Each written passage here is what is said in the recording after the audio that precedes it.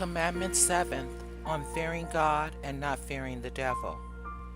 Fear, said he, the Lord, and keep his commandments. For if you keep the commandments of God, you will be powerful in every action, and every one of your actions will be incomparable. For fearing the Lord, you will do all things well. This is the fear which you ought to have, that you may be saved. But fear not the devil, for fearing the Lord, you will have dominion over the devil. For there is no power in him, but he in whom there is no power ought on no account to be an object of fear. But he in whom there is glorious power is truly to be feared. For everyone that has power ought to be feared, but he who has not power is despised by all. Fear therefore the deeds of the devil, since they are wicked. For fearing the Lord, you will not do these deeds, but will refrain from them. For fears are of two kinds. For if you do not wish to do that which is evil, fear the Lord, and you will not do it. But again, if you wish to do that which is good, fear the Lord, and you will do it. Wherefore the fear of the Lord is strong, and great and glorious. Fear then the Lord, and you will live to him. And as many as fear him and keep his commandments will live to God. Why, said I, sir, did you say, in regard to those that keep his commandments, that they will live to God?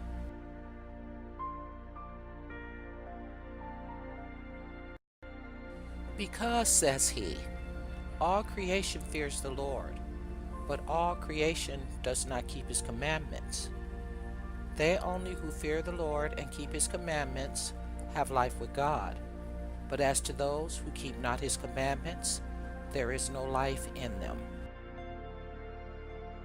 Commandment 8th, we ought to shun that which is evil and do that which is good. I told you, said he, that the creatures of God are double, for restraint also is double. For in some cases restraint has to be exercised, in other there is no need of restraint.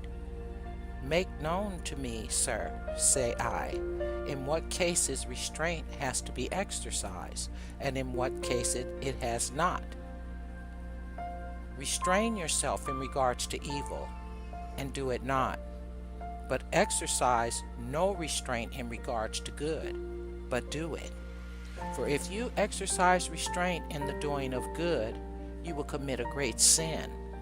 But if you exercise restraint so as not to do that which is evil, you are practicing great righteousness.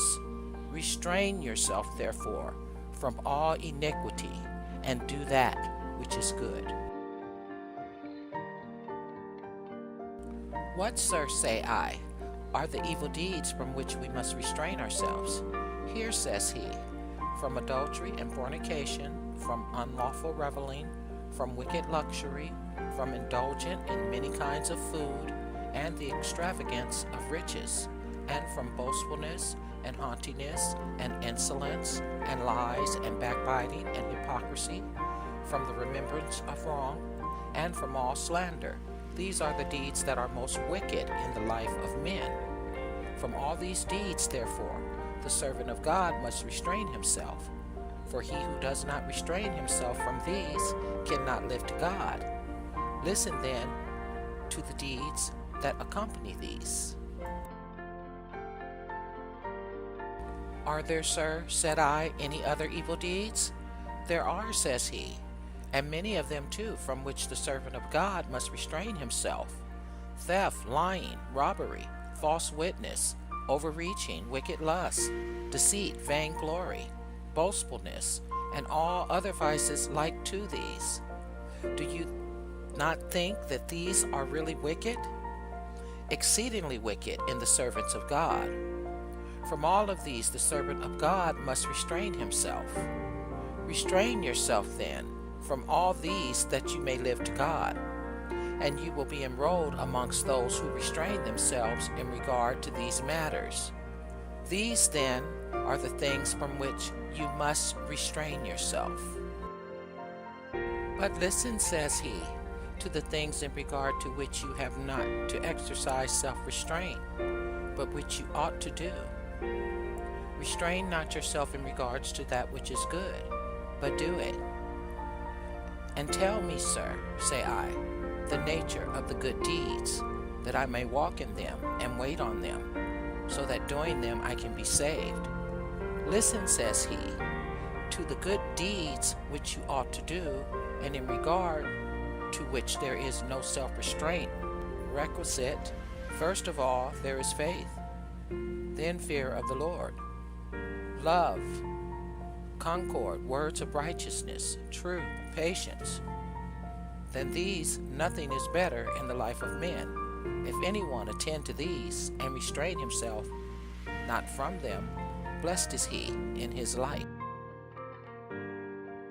Then there are the following attendant on these: helping widows, looking after orphans and the needy, rescuing the servants of God from necessities, the being hospitable, for in hospitality good doing finds a field, never opposing anyone, the being quiet, having fewer needs than all men, reverencing the aged, practicing righteousness, watching the brotherhood, bearing insolence, being long-suffering, encouraging those who are sick in soul, not casting those who have fallen into sin from the faith, but turning them back and restoring them to peace of mind, admonishing sinners, not oppressing debtors and the needy, and if there are any other actions like these.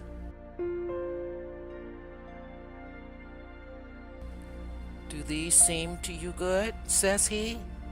For what, sir, say I, is better than these? Walk then in them, says he, and restrain not yourself from them, and you will live to God. Keep therefore this commandment: if you do good and restrain not yourself from it, you will live to God. All who act thus will live to God.